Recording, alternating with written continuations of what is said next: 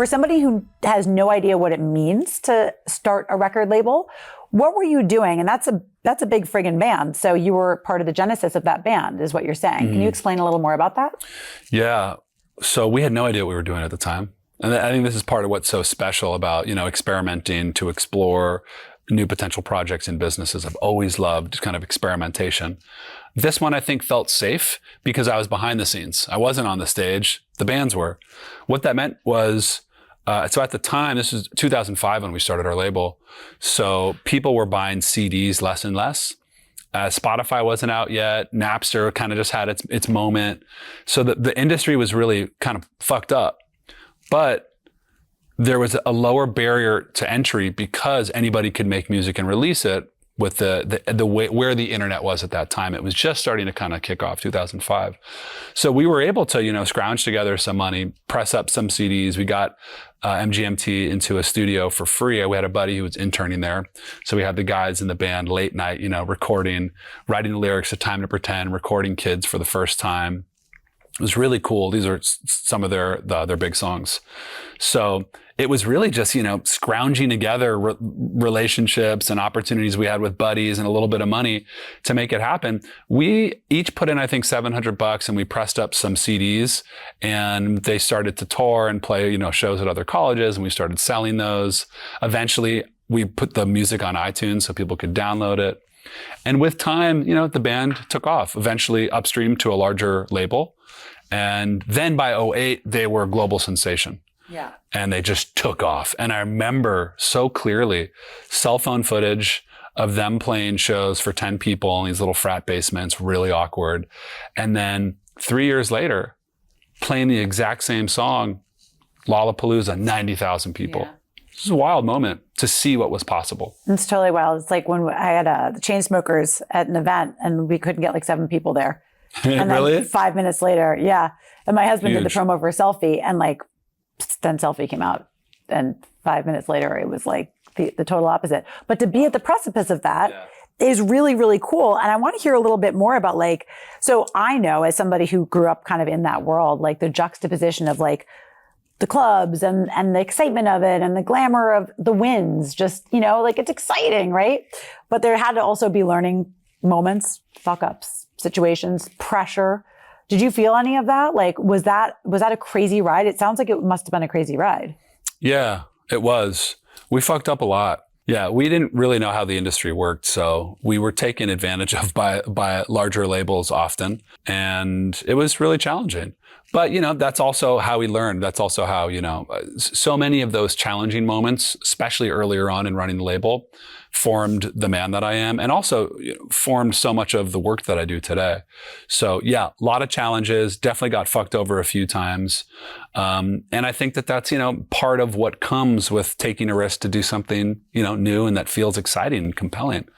Well, that's something I teach when I teach gratitudology, is that it's easy to be grateful for the parts that are great. It's harder to learn to love the suck.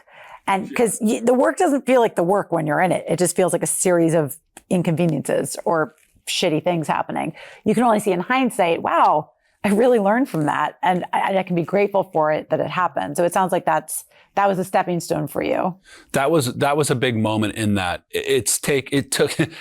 I needed that to happen many more times in my life for what you just said to start to stick. I think I'm just starting at 39, and this I'm 100% sure will be a lifelong process, but just now at 39, starting to learn how to actually appreciate the process of a project or a business in its process phase, and not just rely on the outcome or the exit or the big thing selling or the big concert selling out to experience the happiness. And instead, to find the appreciation and to find the beauty in the creative process as things are unfolding, not knowing where they're going, facing the ups and downs of the moment. So when I was kind of reading about this time in your life, I read that you were putting a lot of energy into hustling, into trying to make this succeed, into doing all the things, and your mental health was kind of deteriorating. Do I have that right? Yeah, I was burning out for the first time. Burning out, yeah. You probably put a lot of pressure on yourself. What do your parents do? What space are they in? well, my dad is retired now, but he ran a movie marketing business. Yeah. He did really well in the entertainment space. So yeah, there was a lot of pressure there. A lot of pressure. Not from him, but more from me. I've said that 100 times. My mom was the best, is the best, nicest mom. That has nothing to do with the lens through which I saw and heard her. She was like perfect. I could never be that. So I just felt, and I think anyone with successful parents probably experiences that. So I would imagine you put a lot of pressure on yourself. Yeah, I did. Yeah. I did. Yeah. And I think that with some of the internal challenges that I was already experiencing with my mental health, balancing that pressure and trying to make sense of running a business full time and being a student full time, it was challenging. And that's when I burned out for the first time when I was 23. Didn't know what it was at the time, but when I was able to look back on it and understand a little bit more about burnout, it's like, shit, I totally wiped myself out at the very start of my career. 23 years old. Yeah. So are there any stories around that time? I love color. I love stories. Like, what did the burnout look like and feel like? Yeah, I would get home at the end of a day, and it was, I'd get home at the end of the day. I'd look in the mirror and I would look so unwell. And I remember feeling in my body, this isn't sustainable. If I feel this way and I look this way and I'm my first year out of college, this doesn't seem right. And part of what was confusing about it was that people were so celebratory of what we were doing. That's so cool. You guys signed MGMT. People didn't realize that there was so much more challenge and way less financial benefit than I think people realized. Right. So there was that other interesting piece was on the outside, everything is so exciting. And it's true. It was exciting. There was so much to be grateful for. But internally, it was another story. That didn't make sense. At this time, we're talking like 07, 08. There wasn't the same level of conversation around mental health as there is today, especially in the music industry. Now it's becoming more commonplace, but it just wasn't there. So I didn't feel like these were things I could talk about. These felt like things that I was uniquely going through on my own that I had to figure out. And it was thanks to my dad, actually, in feeling like I could share some of this stuff with him, that he suggested I check out meditation.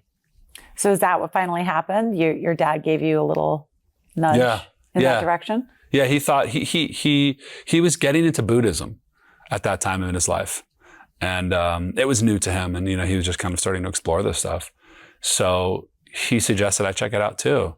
And that's when I started to explore learning different styles and different lineages of meditation. I love that. So what was he doing to explore? Was he visiting a center? Was he like, yeah, I'd love to hear. He was really into Pema Chodron, who's kind of like a modern day, a Buddhist teacher. And I think her principles really connected with him. So he was going to her retreats.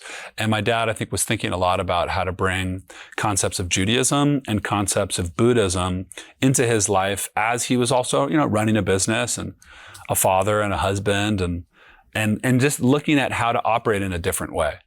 And I think I've taken that on from my dad because I think I've applied a lot of that same approach to there's one way to do success, there's one way to show up as a man, and then there are these alternative ways to explore it. So I had that modeling with my dad, still do. That's beautiful. So he really inspired a lot of this. Oh yeah. So what happened next? So this is where we go into the next moment, which was MediClub? Yeah, almost. Almost? Okay, so tell me what happened next. I started learning meditation and practicing it regularly, and it really helped me. So take me to that time. So who'd you study with? First, I went to the Shambhala Center, and I was trying, different lineages. Eventually, I learned Vedic meditation through learning with our good friend Light Watkins. Mm-hmm. And that style of meditation, the way Light taught it, it just really resonated for me. I was like, I found my practice, Think about meditation almost like sports. Some people might be more into hockey than football. Mm-hmm. I think it's similar with meditation, different lineages, different styles. Vedic meditation was the style that just really clicked for me. So I found... Can you tell me just a little more about Vedic meditation? Yeah. For people who might not know the difference. What I liked about Vedic meditation was that I found it to be really accessible as a busy person. So you sit with your eyes closed, but you actually sit with back support instead of sitting on a meditation cushion or, sitting in a certain meditation pose. You actually sit more comfortably. And the idea is not to quiet the mind or to make the mind not think. In Vedic meditation, teacher gives the student a mantra, which is a sound that when we think it softly and gently allows the mind and the body to settle into a more relaxed and rested space.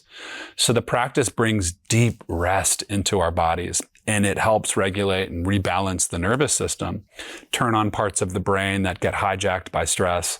So it's a very simple and effortless practice that really anybody can do. And from the first time I learned it, the first time I sat with the practice, I noticed the difference in my energy, in my presence, in my ability to start to move through life. And eventually, as I practiced more, really enjoy my life. The stress and the anxiety went down, and I coupled my meditation with therapy and with medication. You know, it was all three of those things played a role in my journey. Meditation was not like a magic bullet for me, but the more I was practicing regularly, the more I found that I was able to get more out of therapy. Eventually, I took a break from therapy for a long period of my life and was able to, with time, slowly wean down on the medication I was taking. So it just was this really valuable tool. But more than anything, I found that I was able to enjoy of my life and enjoy more of what was coming to me in my life. Whereas before, everything felt like I was underwater and it was so hard to handle. With my practice, the water was down here. I could face it. I could take it on.